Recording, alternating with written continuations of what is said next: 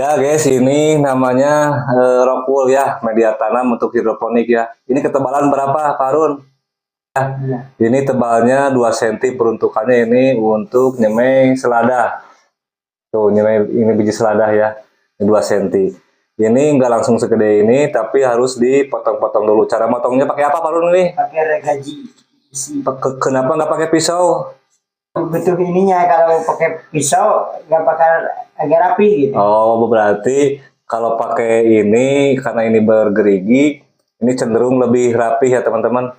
Cenderung lebih rapi ini kalau pakai gergaji besi ini ya. Iya. Cara motongnya bagaimana, Pak Harun? Metodenya begini dulu.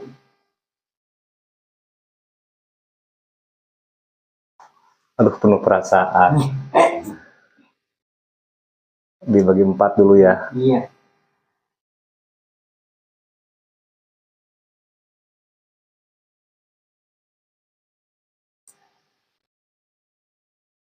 Duh, mantap nih. Udah pengalaman nih kayak bikin ini, kayak bikin roti bakar.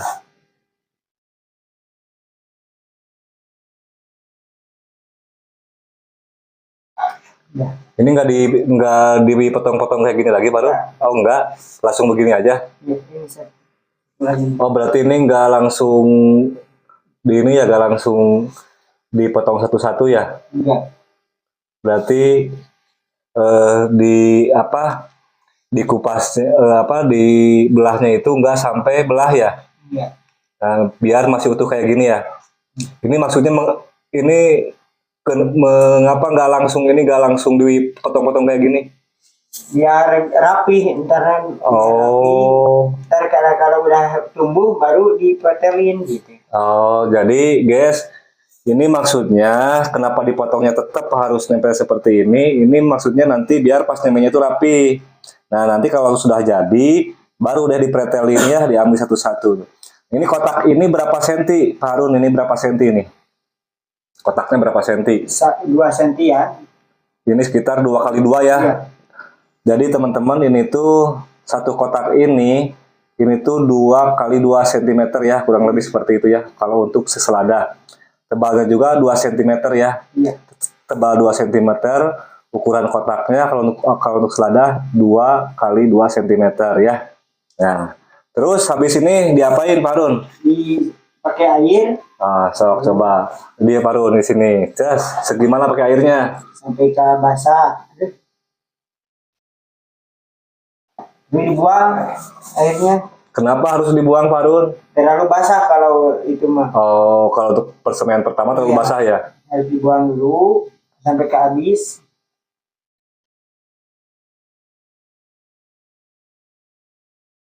Dibuang ya teman-teman tuh. Nah, jadi tadi maksudnya dibasahin ini biar rock wool-nya ini basah. Kenapa harus basah, Pak Harun? Kalau kering ada bakalan tumbuh. Oh, jadi teman-teman ini kalau kering nggak bakalan tumbuh, makanya dibasahin ya. Oke, dibasahin. Nah, terus setelah dibasahin gini, bagaimana, Pak Harun? Langsung disemai. Nah, cara nyemainya gimana? Itu dibolongin pakai apa, Pak Harun itu? Pakai ini tusuk sate. Pakai tusuk sate ya, teman-teman. Ya, ini dulu. Oh, dibolongin dulu ya. Iya. Nah, dibolongin. Gitu. Supaya masuk biji aja, Pak Harun Iya. ya. Halo, mantap ini.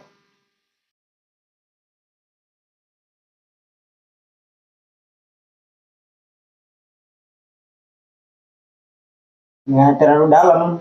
Oh, jangan terlalu dalam juga, teman-teman ya. Jangan terlalu dalam, cukup yang penting Nempel. biji bisa nempel dan agak masuk sedikit mungkin ya. Iya. Agak masuk sedikit. Jangan terlalu dalam juga. Nah, misalnya masukin bijinya teman-teman tuh. Bijinya kan nempel tuh, masukin, set. Tuh. Ambil, masukin. Nah. Ini agak grogi nih. Agak grogi tuh. Ini kayak magnetnya, tusukan satenya bisa nempel kayak gini benihnya tuh. Tuh. Tuh, masuk, yang penting masuk aja.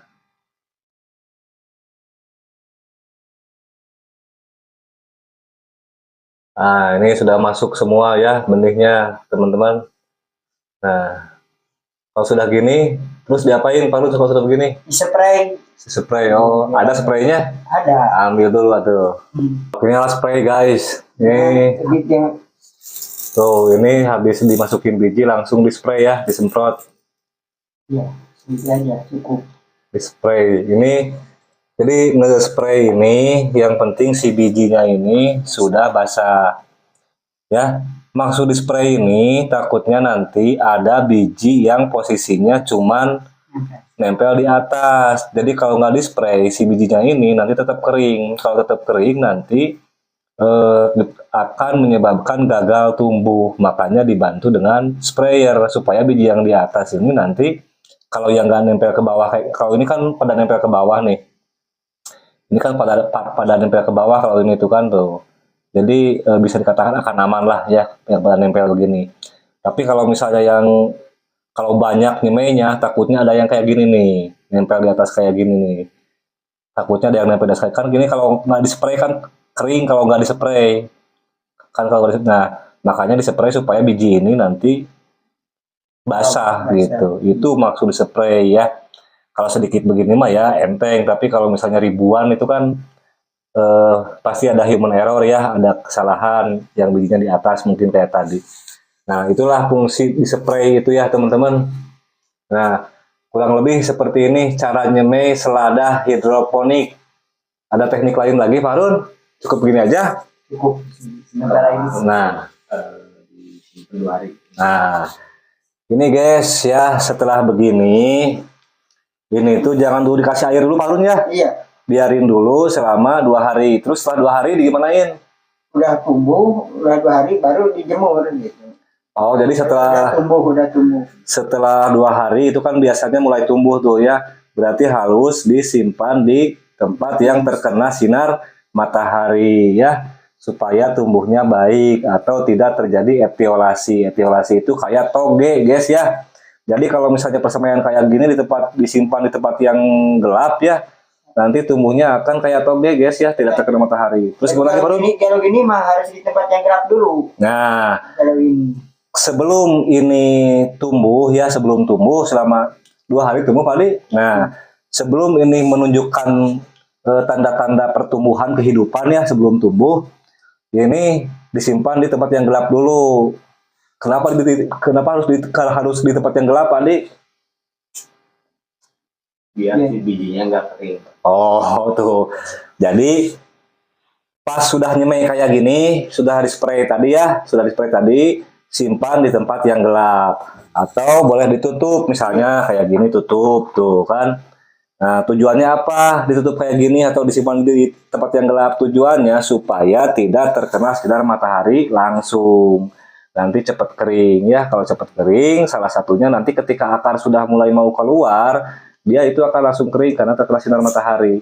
Jadi taruh di tempat yang gelap sampai terlihat ada tanda-tanda pertumbuhan. Itu mulai dikenakan ke sinar matahari setelah apa, Pak Adi? Saat tumbuh berkecambah. Nah, setelah tumbuh berkecambah, tapi sudah ada daunnya belum? belum. Nah, jadi intinya walaupun belum ada daunnya, yang penting sudah berkecambah. Ketika sudah berkecambah, mulailah dikenakan dengan sinar matahari, begitu ya. Terus itu nggak akan kering, Pak Harun, kalau pas berkecambah di ikan kasur tadi. Harus dispray lagi. Oh, jadi guys ya. Sebelum itu harus dispray dulu. Nah, dijemur. ketika ini sudah berkecambah, terus dispray dulu, terus disimpan di tempat yang terkena sinar matahari. Supaya pas disimpan di tempat yang terkena sinar matahari itu dia nggak kering ya. Nah, kurang lebih seperti itu guys. Terus kembali. Sudah, itu udah bisa direndam air. Nah, kalau sudah tumbuh, kalau tadi sudah tumbuh, sudah berkecambah, sudah mulai ada kehidupan, sudah berkecambah, baru ini nanti si wadah ini direndam air. Direndam airnya segimana, Pak Harun? Ya, setengahnya. Nah, kalau sudah tumbuh berkecambah, ini baru bisa direndam air. Ini setengahnya aja ya, setengah balok ini ya. Nah, direndam kayak gini nih. Nah, Nah, direndam segini aja. Sini cukup. Nah, cukup segini ya. Tuh, ini segini nih. Nah, segini cukup. Tuh, kan ini segini nih. Nah, segini ya. Setengahnya ya. Iya. Jangan sampai penuh ke atas, cukup setengahnya atau seperempatnya ya. Kalau sudah berkecambah. Tapi kalau belum berkecambah begini jangan direndam, nanti busuk ya. Iya. Nah, kalau sudah berkecambah seperti itu, barulah direndam air dan seterusnya ya. Kurang lebih seperti itu. Udah begitu mah. Iya. Nah, kalau sudah begitu berarti tinggal nunggu sampai jadi bibit ya. Berapa hari biasanya? 2 hari. Enggak, sampai siap tanam berapa hari? 14 hari. Jadi guys, selada itu dari mulai persemaian sampai ke siap tanam. Iya. Sampai ke siap tanam itu usianya 14 hari. Nah, setelah tanam ke panen berapa hari, Pak Adi? 28 hari. Dari tanam ke panen 28 hari. 28 ditambah 14 berarti 42 hari. Jadi dari mulai nyemai sampai panen selada itu yang sudah dialami di HRN PAM itu selama 42 hari. Dari semai mulai sampai panen ya. Dengan sistem DFT ya, teman-teman. Ada yang tahu sistem DFT? Nah, cari di Google aja.